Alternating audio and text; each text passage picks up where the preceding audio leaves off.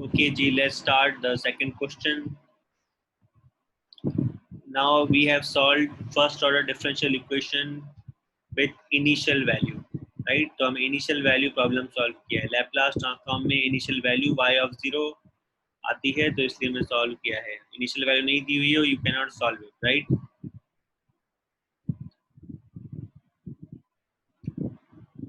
Okay, now go to solve the second order differential equation.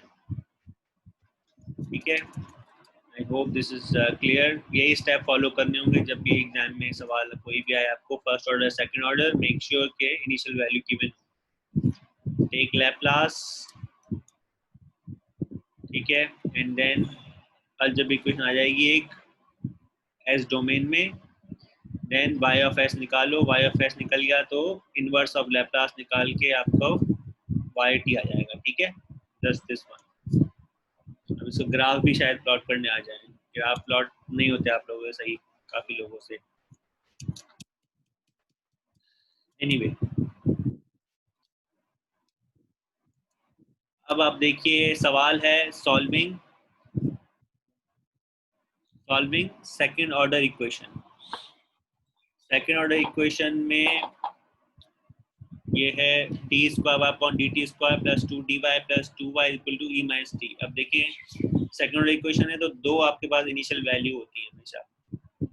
एक solution के initial value और solution के derivative की इनिशियल वैल्यू. ठीक है, जीरो पर है. टी इक्वल टू जीरो, दोनों जीरो है. ये काम आसान हो जाएगा इसमें तो बहुत ज़्यादा. सबसे पहले क्या करेंगे, applying Laplace on the equation same. तो लैप्लास हर टर्म पे लैप्लास लगाइए, इसमें इसमें इसमें इसमें. तो Laplace of d square y upon d t square plus 2 Laplace d y upon d t plus 2 Laplace of y is equal to Laplace of e minus t. तो ये टर्म आपके पास किसके, d square y upon d t square किसके बराबर होती है, वो इसके बराबर होती है जो मैंने लास्ट टाइम डिराइव की थी. ठीक है, इसके बराबर होती है. वो आप डायरेक्ट यहाँ लिख सकते हैं.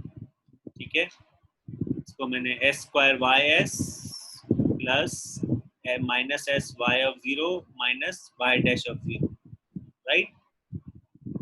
ये आपके पास सेकंड डेरिवेटिव आ गया plus 2 Laplace of y dash first derivative. तो क्या होता है, s y s minus y of 0 same.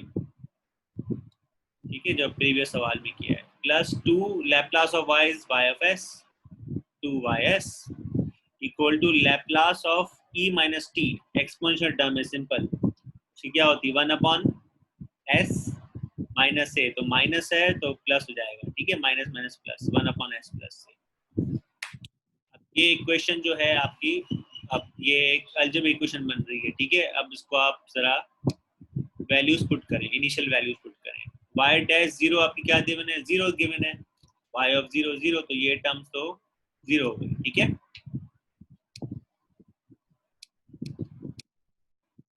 This one is 0. तो अब क्या बची, ये टर्म बची, ये टर्म आ गई. ठीक है, तो ये भी 0 हो गई. तो आपके पास क्या आया, 2 के साथ एस वाई एस. ठीक है, और आखिरी टर्म क्या बची, सॉरी ब्रैकेट है, और प्लस क्या आ गया 2ys. ठीक है, equal to 1 upon s plus 1. अब आपके पास कितनी टर्म है, एक टर्म है, दूसरी टर्म है, तीसरी टर्म है लेफ्ट साइड पे. ठीक है, और तीनों y ऑफ s के साथ टर्म है. तो y ऑफ s कॉमन ले लिया, उसके कोफिशिएंट क्या आ गया, s स्क्वायर पहले, दूसरे क्या आ गया 2s 2 मल्टीप्लाई बाय s, तो 2s आ गया. तीसरा क्या आ गया आपके पास 2. तो आपके पास ys के साथ जो कोफिशिएंट आ गए ये आ गए. ठीक है, सिंपलीफाई हो गई. अब इसको इस पूरे कोफिशिएंट को नीचे ले जाओ तो आपके पास ys की आ गई, ys की टर्म आ गई पूरी. अब आप क्या करते हो, लैप्लास ऑफ इनवर्स लेते हो ताकि हम yt सॉल्यूशन में आ जाए. yt चाहिए हमें. राइट। अब तो आपको याद भी हो गए होंगे स्टेप्स, कोई कुछ भी नहीं है इसमें।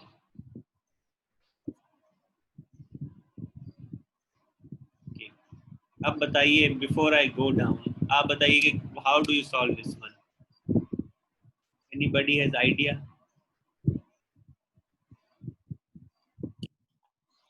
इसको हम कैसे सॉल्व करेंगे बताओ, इसका y ऑफ t कैसे निकालेंगे इनवर्स? No idea.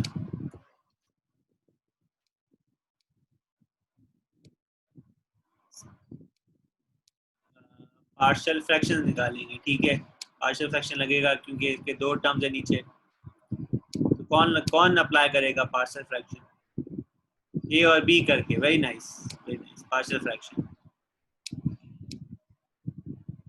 ए n t y, n t y यानी एन वाई का मतलब ये है कि लैप्लास ऑफ इनवर्स, इसका मतलब ये हुआ ना, एन वाई। चलें जी, मैं बता देता हूँ, आपके पास नोट्स पड़े होंगे, ये मैंने सॉल्व किया खास तौर पर। इस टर्म को a अपॉन एस प्लस लिखो और दूसरी टर्म लिखो b s plus c upon s square plus 2s plus सी।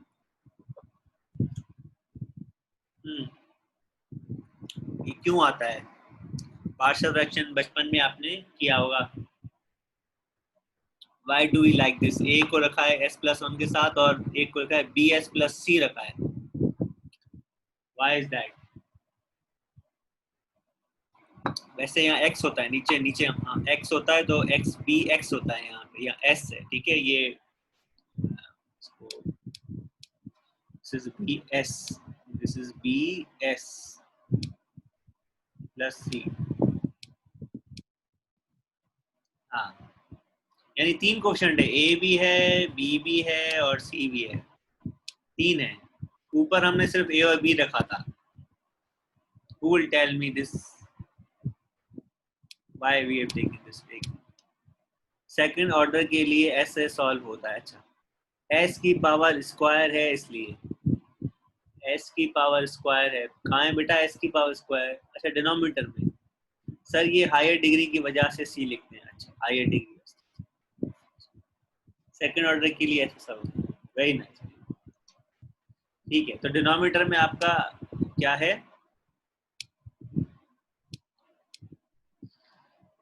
डिनोमिनेटर में आपके पास, अच्छा किसी और ने भी जवाब, पहले जवाब देख लेंगे। क्वाड्रेटिक है सर इसलिए। Very nice, very nice.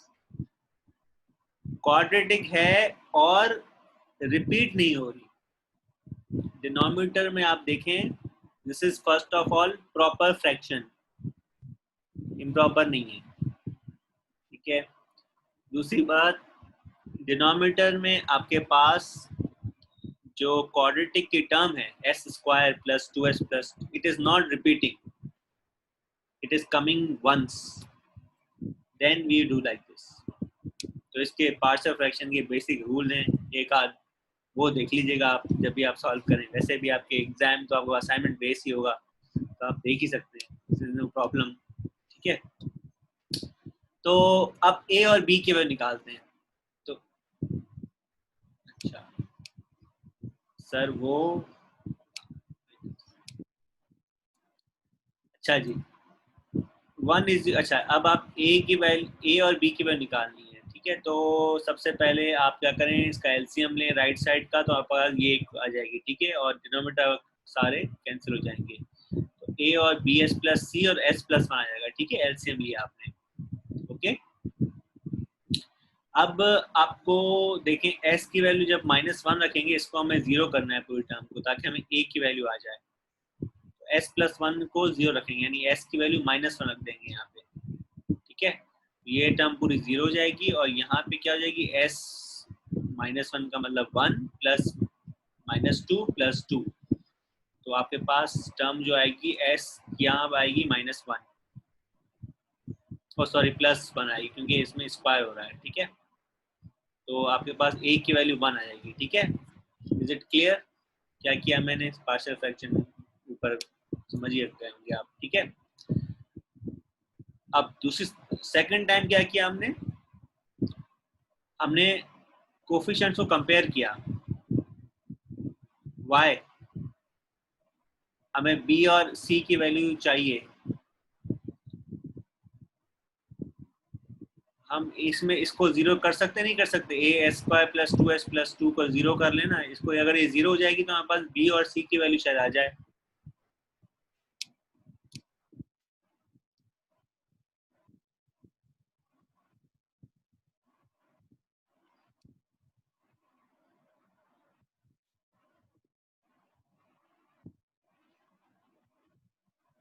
हाँ जी बताता हूँ अभी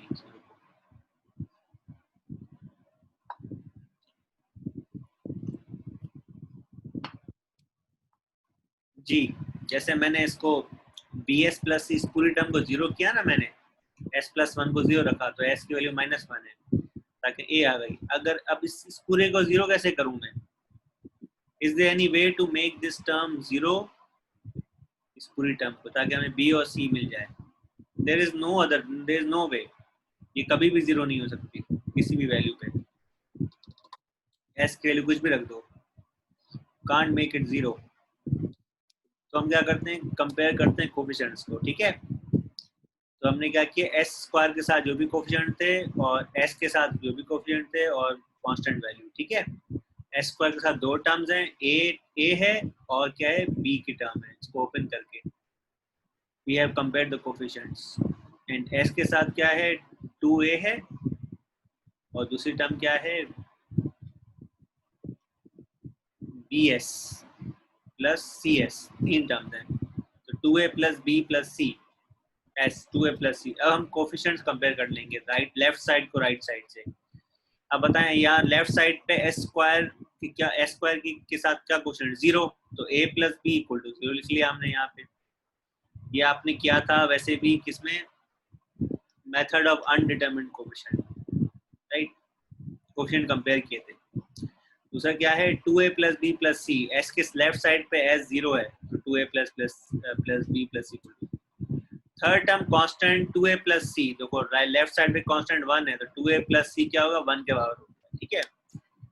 अब आप देखें a की वैल्यू दी हुई है 1, तो c की वैल्यू क्या आएगी, -1, तो a और c की वैल्यू निकल गई।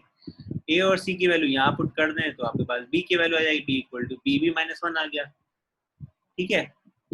या यहाँ से a plus b equal to zero रख लें, a 1 है तो b क्या है, -1, तो b -1 आ गई। तो a b c की वैल्यू आ गई तीनों पार्शियल फ्रैक्शन करके, right. Partial fraction is, I hope you understand partial fraction. Okay, अब हम क्या करेंगे, ए और बी की वैल्यू पुट कर देंगे अपने, ए बी सी की वैल्यू यहाँ पुट कर देंगे, ए बी सी, ठीक है।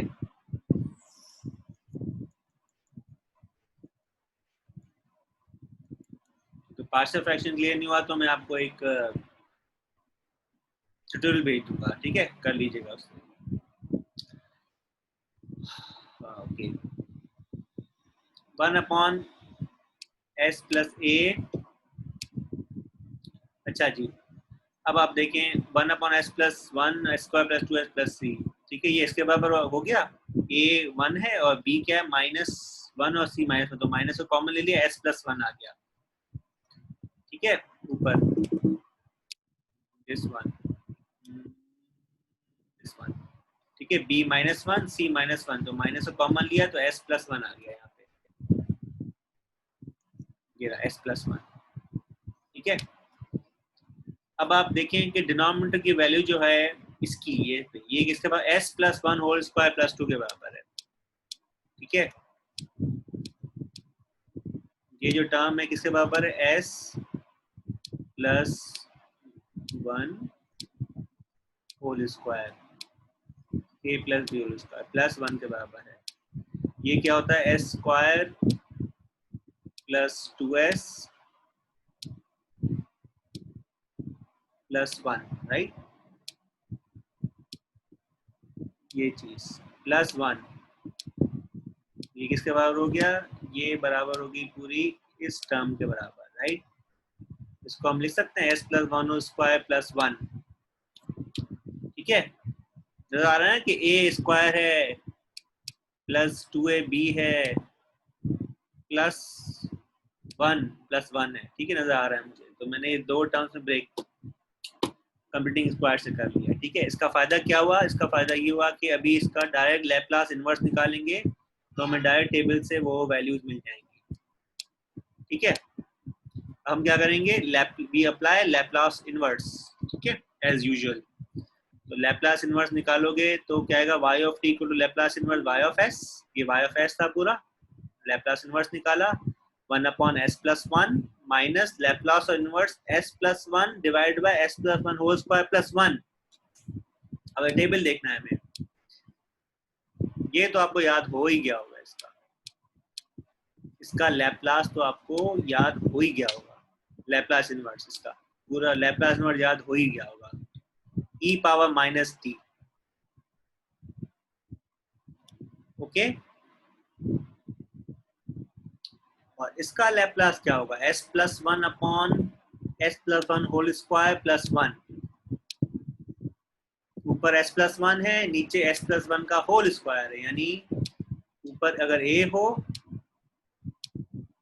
a स्क्वायर हो +1, उसका लैप्लास इनवर्स टेबल, इस फॉर्म में टेबल पे जाइए, देखें किसका है ये। Let's go the table.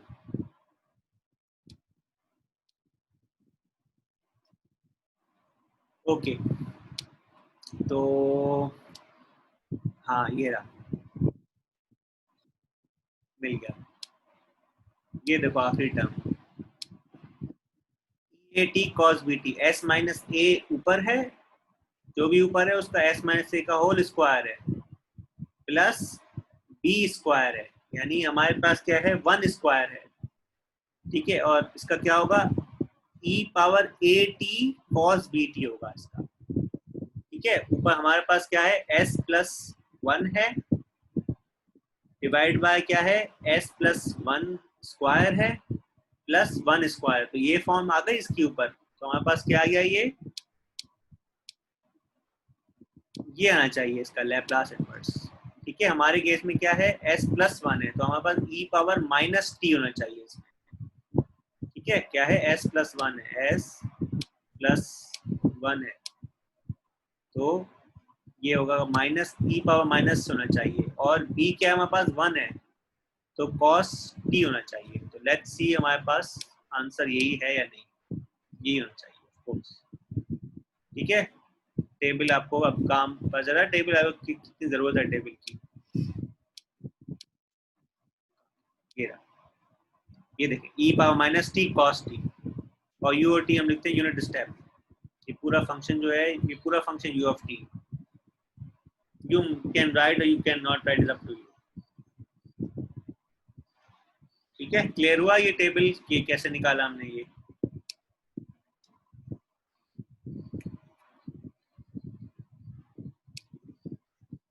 और अगर आप ये सवाल, अच्छा वैसे आप ये सवाल कैसे करते हैं? अगर आप लेट्स से कि मैं कहूँ कि लैप्लास से नहीं करूँ, जी कौन बताएगा कैसे करते हैं आप सवाल ये? जी लिख के बताइए प्लीज कमेंट्स पे। How would you solve this question except the way by Laplace transform?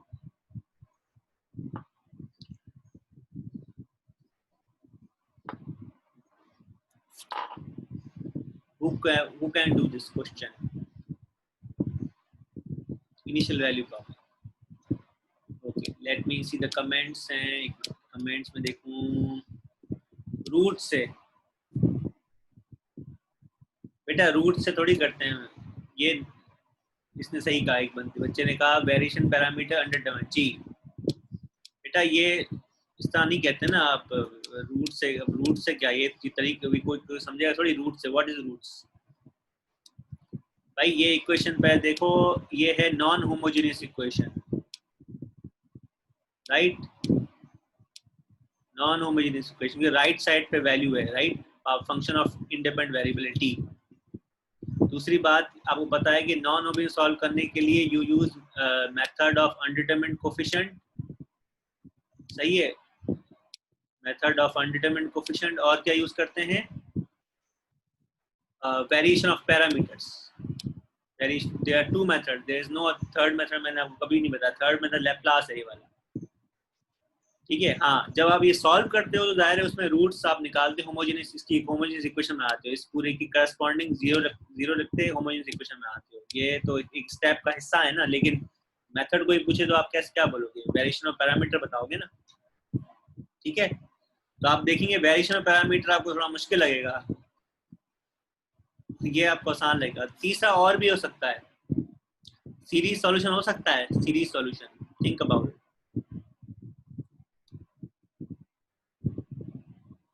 Series solution भी हो सकता है, इसमें क्या इशू है।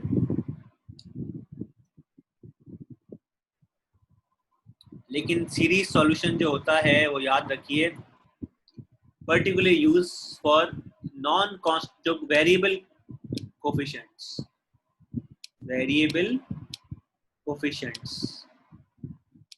इसमें हमारे पास कौन से कोफिशिएंट कांस्टेंट है, इसका क्या है 1, इसका क्या है 2, इसका क्या है 2, दिस इज कांस्टेंट कोफिशिएंट्स। तो जब भी non homogeneous second order constant coefficient equation हो तो आप method of variation of parameters या अंडरवेंट कोफिशिएंट, या आप तीसरा जो लैप्लास तो यूज होगा ही होगा।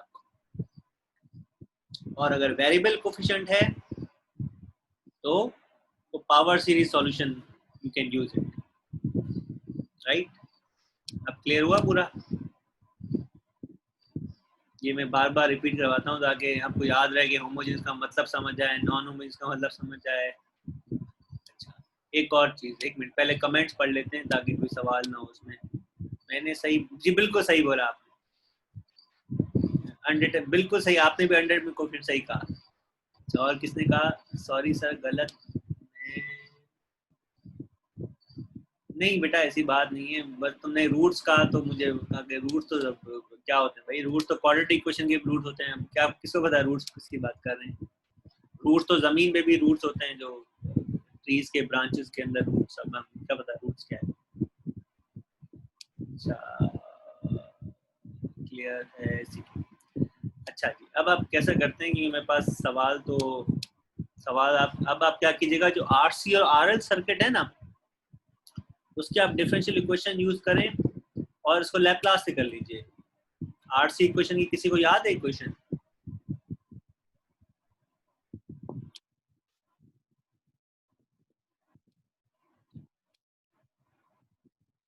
अच्छा, पहले तो ये बताइए कि लैप्लास, लैप्लास पहले देख लेते हैं, टेबल समझ लेते हैं। लेट्स से कि अगर आपके पास टी क्यूब हो, इसका क्या होगा लैप्लास, ये होगा राइट। तो जो भी पावर है आपकी 3 फैक्टोरियल डिवाइड बाय एस 3+1, ठीक है, यानी 3 फैक्टोरियल डिवाइड बाय एस की पावर 4। अगर ये दिया हो आपके पास एस की 1/s की पावर 4 दी हुई हो, लेट्स से एस की पावर 4 दी हो, ठीक है, तो आप क्या इनवर्स निकालना हो तो टी इस तरह निकालेंगे, ठीक है। साइन बी टी हो तो आप ये निकालेंगे, तो ये आप एटलीस्ट ये चीजें याद रखें आप, या टेबल आपके पास होना चाहिए सॉल्व करने के लिए। अच्छा, आरसी सर्किट के लिए एक, एक,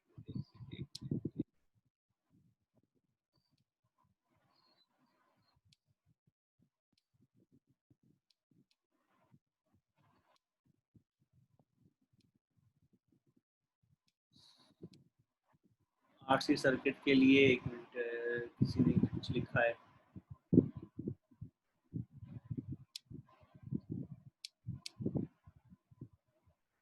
मैंने सही बोला ना सर?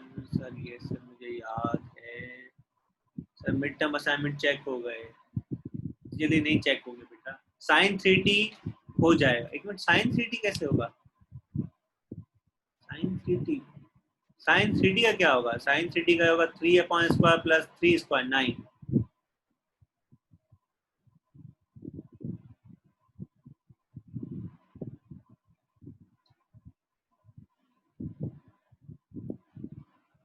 बस ये टेबल देख लीजिएगा, उसको आप मैप कर लीजिएगा क्या फंक्शन आ रहे हैं, ठीक है। अच्छा, one thing I forgot to tell you, RC circuit पहले बताइए, आरसी सर्किट की इक्वेशन क्या होती है? RC circuit equation, okay, RC equation होती है ये,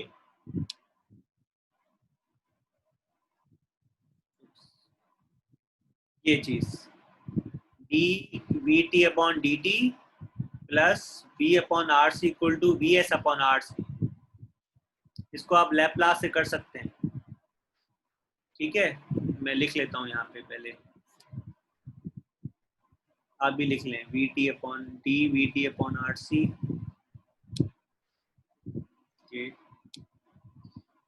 इसको आप ये d upon d T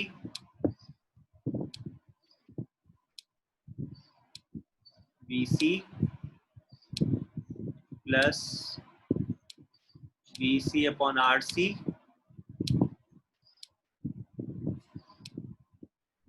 equal to v s upon r c, right. V s क्या चीज है इसमें? वी एस जो हमने अप्लाई किया वोल्टेज, तो ये इक्वेशन क्या आ गई अपने पास? एक मिनट देख लूं पहले, क्लियर लिखिए नहीं लिखी, हाँ सही लिखी, ठीक है। D upon d t v c plus v c upon r c, ठीक है। फर्स्ट डेरिवेटिव है वी सी और v c upon r c equal to v s upon r c. अब ये कौन सी इक्वेशन है? First order constant coefficient non homogeneous equation, ठीक है। फर्स्ट ऑर्डर में नॉन होमोजेनियस, राइट साइड पे ये टर्म है। अब राइट साइड का मतलब वी एस आपकी टर्म है, इसका मतलब वी एस एक्चुअली क्या है? बस फोर्सिंग फंक्शन है, यानी जो आपने सिस्टम पे एक्सटर्नल फोर्स अप्लाई की हुई है। In case of electrical circuit it is V S, right. तो इसका मतलब अगर हम सॉल्यूशन, इसका इनिशियल वैल्यू दी हुई है, सॉल्यूशन मालूम कर रहे हैं, that means what we are doing, we are finding the response VCT in presence of the voltage apply करने के बाद, ठीक है। कि पूरी ओवरऑल इक्वेशन क्या है, ओवरऑल रिस्पांस क्या है when we apply the voltage, that's what we study, right. Voltage apply, voltage study करते हैं ना इसका, कि वोल्टेज कैसे चेंज हो रहा है कैपेसिटर का आफ्टर, अगर ये जीरो होता, अगर ये चीज, ये अगर जीरो टर्म होती, ये जीरो होता राइट साइड पे, तो क्या स्टडी कर रहे होते हम? होमोजीनियस इक्वेशन सॉल्व कर रहे होते हैं। और वो क्या बात है कि सिस्टम का अपना रिस्पांस क्या है, अंडर डैम्प है, ओवर डैम्प है, जो हम रूट्स निकाल के करते हैं होमोजीनियस सॉल्व, ये तो फर्स्ट ऑर्डर है। अंडर डैम्प है, ओवर डैम्प है, या और कौन सा टर्म है? क्रिटिकल डैम्पिंग है। अपना रिस्पांस क्या है? लेकिन अगर इसमें वोल्टेज अप्लाई कर लिया हमने, v s upon r c, voltage है अप्लाई किया हुआ, तब जो हमें जो रिजल्ट मिलता है वीसी का, वीसी ऑफ टी, वो मिलता है जब आपने वोल्टेज अप्लाई किया था। ये फर्क है, ये मैं पहले बताया था, अभी दोबारा बता रहा हूँ, ठीक है। तो होमोजेनियस इक्वेशन तब होती है जब एक्सटर्नल सोर्सेस अप्लाई नहीं की हुई राइट साइड पे, यानी अपना नेचुरल रिस्पांस क्या है। ये मैं रिपीट इसलिए कर रहा हूँ कि यू इस तरह का एग्जाम में सवाल इस तरह भी आएगा। You should understand why when you are solving homogeneous, what you are solving for, to find the natural response itself of a circuit. But when you are solving non-homogeneous equation, means के external force is applied. इसमें in our case is voltage Vs is applied, ठीक है। In our case this you can see Vs is applied here. अगर Vs को zero कर दोगे तो right side आपकी क्या होगी? जीरो हो जाएगी, यहाँ पे ये जीरो हो जाएगी, तो होमोजेनियस इक्वेशन हो जाएगी इसकी, ठीक है। Right side will be zero, this right side will be zero. अगर होमोजेनियस इक्वेशन हो जाएगी, यानी वी वोल्टेज सोर्स आपने उड़ा दिया, शॉर्ट सर्किट कर दिया, तो फिर क्या होगा? ज़ाहिर है आरसी का नेचुरल रिस्पांस आएगा इसका, क्योंकि हमने एक्सटर्नल सोर्स अप्लाई नहीं की। Is it clear at this point? Yes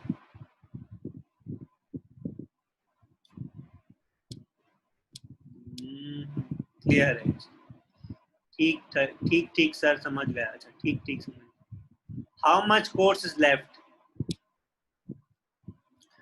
course is left depending on number of hours are left. Very nice. ये कि हमजा सही ने solution i is equal to e upon r e power t minus t upon r c। हाँ, इन्होंने solution लिख दिया है, बिल्कुल सही लिखा है आपने।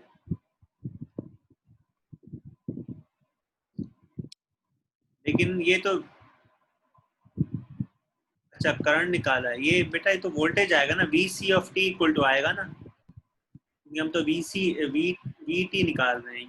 ये आएगा आंसर इसका, ऊपर वाला इस तरह का आएगा, दो टर्म्स आएंगी। ये आपने आर एल सर्किट का निकाल लिया है basically. This is I is equal to e upon R e power 1 - t R C जो निकाला है वो आपने, ये this left side should be V. I क्यों निकाला है आपने? करंट तो नहीं निकाल रहे हैं, वोल्टेज निकाल रहे हैं अक्रॉस कैपेसिटर। यस सर, मैंने जी बिल्कुल समझ गए। Very nice, you are very good. बेटा कोर्स आपका जो रहता है, अभी हम नेक्स्ट वीक, अभी फ्राइडे को दूंगी क्लास, मैं या तो रिकॉर्ड कर दूंगा वीडियो सैटरडे को 1-2 घंटे की। उसमें मैं लैपलास की इक्वेशन करा दूंगा। उसके बाद ऑटोनोमस इक्वेशन एक लेक्चर होगा, उसके 2 सवाल होंगे, तो इसके बाद कोर्स खत्म हो जाएगा बस। ये ऑलमोस्ट आपका लैपलास ऑलमोस्ट खत्म हो चुका है। मेरे ख्याल में एक कॉन्वोल्यूशन का कॉन्सेप्ट है, वो मुझे देना पड़ेगा। Then we have 10 hours left, 9 hours left, we have 10 hours left, so that means we can do 3 hours Laplace and 3 hour we can do autonomous equation। Next week आपको लैपलास के 2-3 और सवाल हो सकते हैं। के बाद या ऑटोनॉमस इक्वेशन होगा, या तो ये करूंगा कि नेक्स्ट वीक अब ऑटोनॉमस इक्वेशन कराऊंगा। इसके बाद जो भी रिवीजन और प्लस क्वेश्चन जो टाइम बचेगा उसमें उसमें 1-2 लैपलास के सवाल होंगे एक नया कॉन्सेप्ट के साथ, और 2-3 रिवाइज कराऊंगा सवाल जो भी आपने किए। ठीक है, तो नेक्स्ट वीक आपका समझेंगे कोर्स आपका हो जाएगा। यू कैन कन्वोल्यूशन का एक कॉन्सेप्ट है वो देना पड़ेगा लैपलास में। लैपलास का जो मेन आपका जब अगर सवाल करेंगे ना, तो आपको असाइनमेंट 2 कल मिल जाएगा आपको। You will have 1 week, you can do it. Only 5 question I will give. Viva अभी तो बताया नहीं कैसे होगा, पहले मैं चेक कर लूँ सारे पेपर्स, फिर मैं देखूंगा वाइवा किसका लेना है। आज दे दूँ? ओके, आज मैं फिर आज बना के दे दूंगा आपको। असाइनमेंट 2 आज दे दूंगा आपको मैं, फिर I will give you 1 week, only 5 question I will give. Method of undetermined coefficients के 2 सवाल, वेरिएशन पैरामीटर के 2 सवाल, और 2 सवाल आपको बल्कि 3 उसके होंगे, 3 उसके होंगे मैक्सिमम। शॉर्ट असाइनमेंट होगा, बिल्कुल वेरी शॉर्ट। और जिसने असाइनमेंट 2 पावर सीरीज के, हाँ पावर सीरीज के सवाल जरूर देने चाहिए। Okay, I give 2 power series के सवाल because power series use to solve the variable coefficient, differential variable, so I should give power series के 2 सवाल। वो थोड़ा सा लेंथी है, तो 2 क्वेश्चन उसके, 2 क्वेश्चन के 2 question. Very nice, very good suggestion.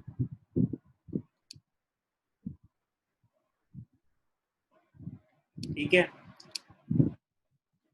अच्छा आपको किसी के पास सवाल है तो बता दें, क्योंकि मैंने आज का तो लैपटॉप स्टाफ खत्म कर दिया है, मतलब काफी करवा दिया है। हाउ टू सॉल्व मेन तो करवा दिया लैपटॉप की। जी, असाइनमेंट 2 LMS पे अपलोड कर देंगे, ऑफ कोर्स यस। आज तक कर दूंगा, tonight, till tonight.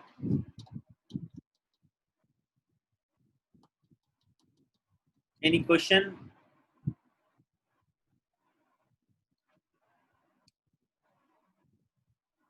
No question, very nice sir, सब clear, very nice, first time सबको क्लियर है आज। लैप्लास मतलब कैसे लर्न करें सर, मतलब एक ये क्या सवाल है, मतलब कैसे लर्न करें, मतलब अच्छा मैटलैब, हाँ okay okay, very nice. MATLAB आप अभी क्या, मैटलैब अभी क्यों इंटरेस्टेड है?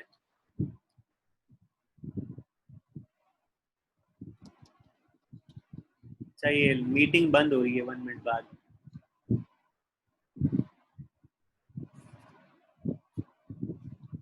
ओके, लग जाएगी अटेंडेंस।